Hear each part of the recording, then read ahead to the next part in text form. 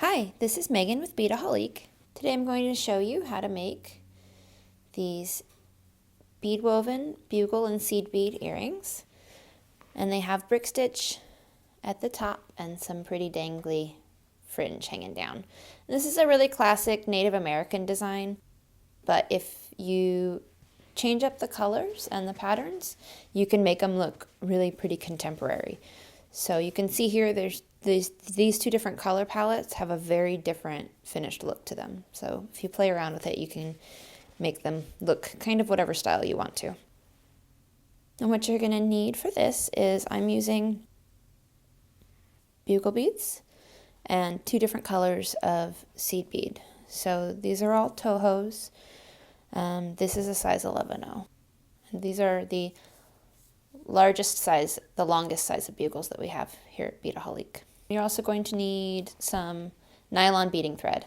Now usually for bead weaving, I suggest using a braided thread, but whenever you're going to have a tassel or a dangle on your beads, it's better to use a nylon thread like Toho or NYMO because it's going to be more fluid and they're going to hang straight.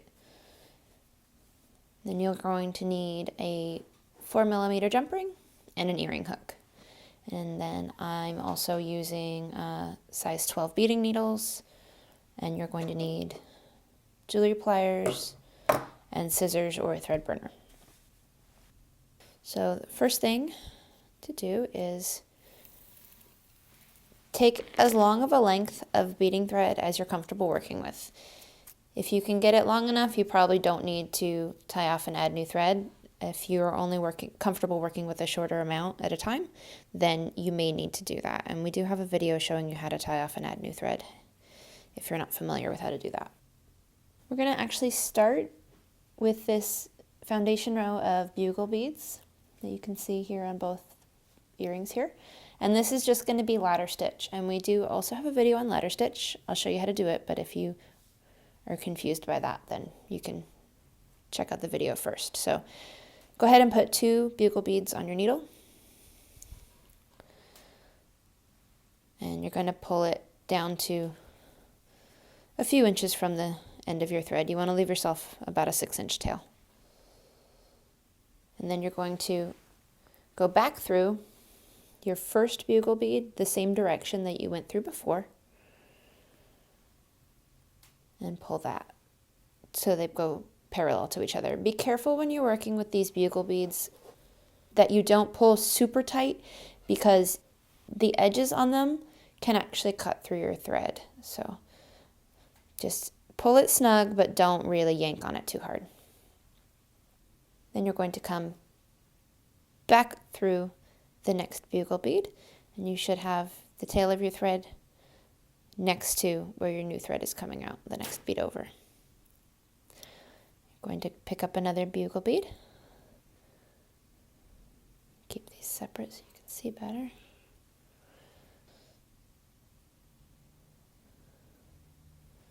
Okay, so you're going to take either thread with your bugle bead and bring your needle back up the same direction through the last bugle bead on your foundation row. And then down through the new one you just added. And pick up another bead. Down through your last bead the same way as you came through it before. And then up through the new bead.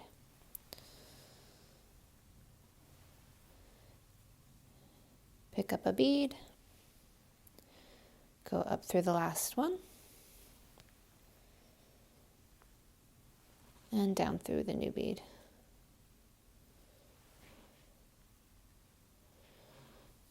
And your earrings are going to be as wide as this foundation row. So you can make it narrower or wider, but that's going to be the width of your earring.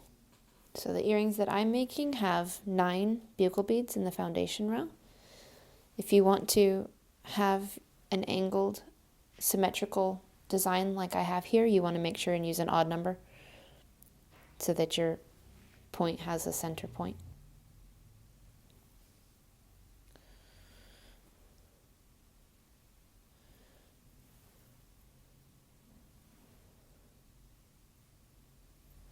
And one more.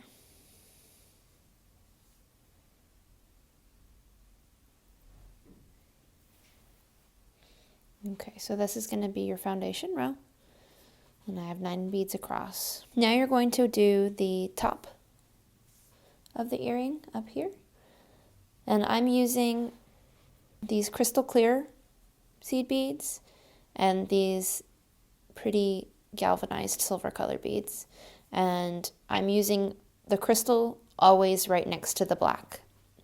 As you can see, I have everywhere in here I have crystal next to black. So the first row I'm going to do up here, I'm going to use crystal to make that space between there. So the top part of this is going to be brick stitch, and if you're not familiar with brick stitch, you can watch our video on how to do that. I will also give you a quick refresher here. You're going to pick up 2 beads, and then you're going to skip the first thread bridge, and you're going to bring your needle through underneath the second thread bridge.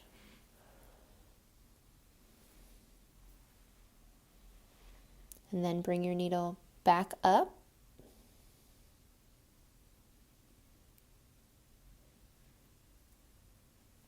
through the last seed bead. For the first stitches here, you're going to need to level it out and make it nice and straight. So you're going to go back through your end bead and then back up through that next bead there. And you can see when you pull that tight, it straightens them out, makes them sit flat. You're going to continue in brick stitch across. You'll need to pick up 1 bead, go underneath the thread bridge, and then bring your needle back up through the bead and pull that down. Pick up a bead, go into the next thread bridge,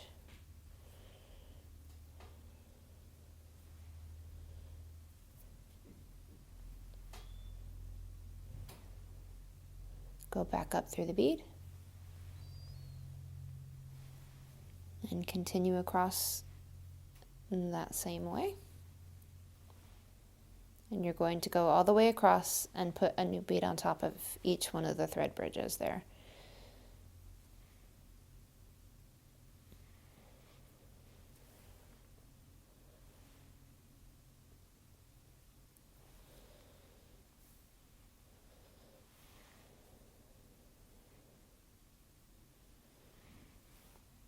Okay, and brick stitch naturally decreases by 1 bead every row. So we're just going to go ahead and go with that. We're not going to do anything to change it, and we're going to get this natural point here. So the rest of the tip I'm going to do in silver. And again, when you do your first stitch in the row, you need to pick up 2 beads, skip the first thread bridge,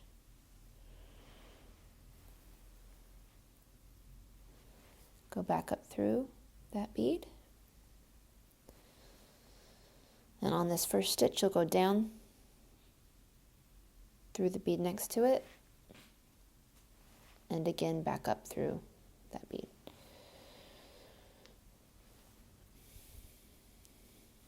And from there you'll just do 1 bead, and you're just going to continue that all the way up until you finish your last row, which has just 2 beads in it.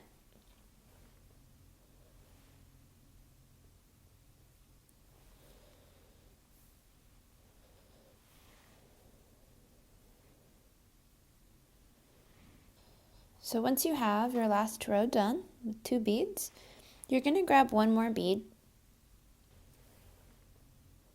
go back down through that next seed bead, back up, and we want this one to sit sideways instead of up and down. We're going to use that to attach the jump ring.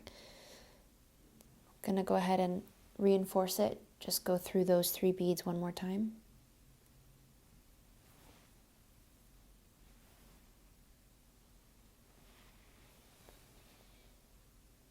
nice and tight. Now we're going to go through the top bead. Then we're going to go down the whole side through this edge row here. And then go ahead and go down through that end bugle bead.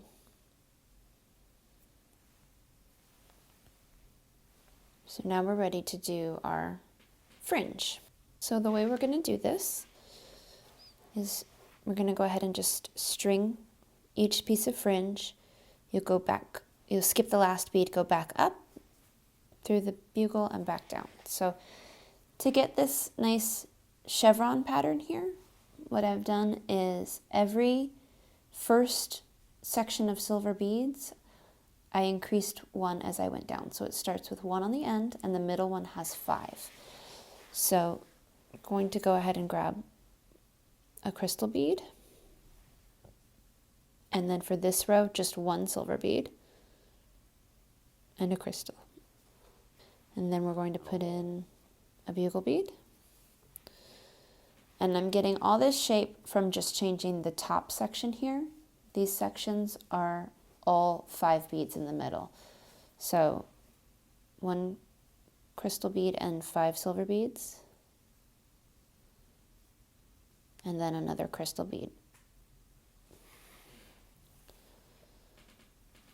And then another bugle bead. And we're going to have one more set at the bottom with 1 crystal bead, 5 silver beads, and another crystal bead. So that's going to be that little piece of fringe here. Skip the last crystal bead and go back up through all the rest of these beads. Make sure you don't miss one. Make sure your needle is really going through each bead.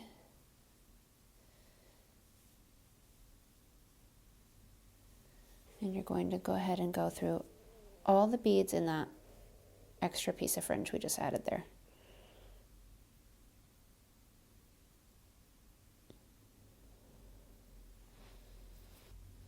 And you're going to hold the bottom of these beads and go ahead and pull that so that there's no slack, so that you don't see any thread here. But you don't want to pull it too tight because it's going to get stiff and it's not going to move nicely. Now you're going to take your needle and you're going to go back up through that bugle bead and then right back down through the next one.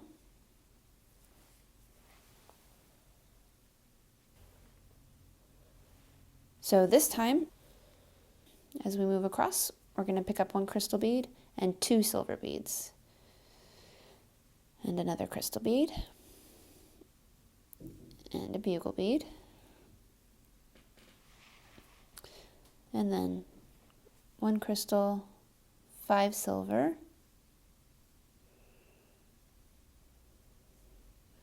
And a crystal bead. And another bugle bead. And 1 more set at the bottom. So 1 crystal, 5 silver,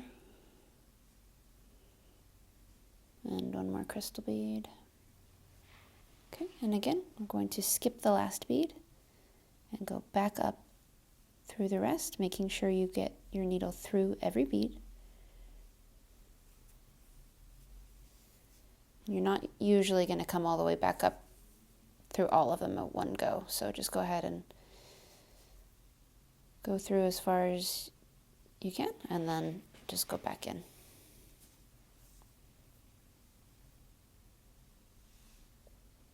And you want to make sure that you don't get your thread all tangled up in there and on the other side, pieces of fringe also. So pull on the end, or hold on to the end and pull the top until the slack is gone. And then back up through that bugle bead.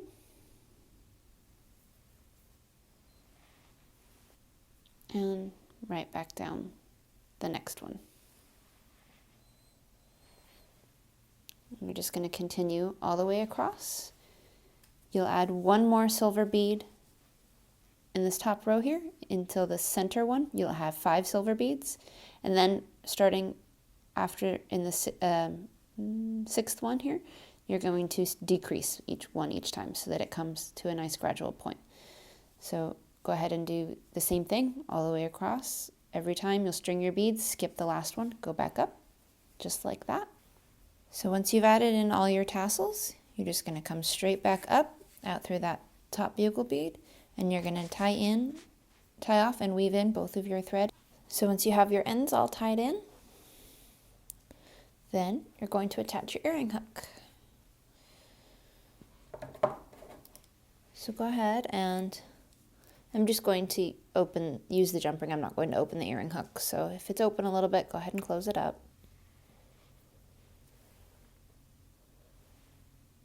Open your jump ring. And you will usually have a front and a back, so you want to see which side had all of your threads looping around at the top when you were doing your fringe. And use the front side that doesn't have all that on it, whichever side looks neater. And you're going to put the jump ring right through that top bead.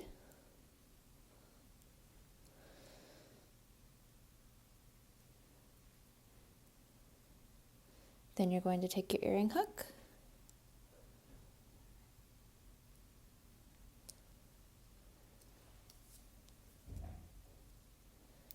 and close up your jump ring. And you're all done.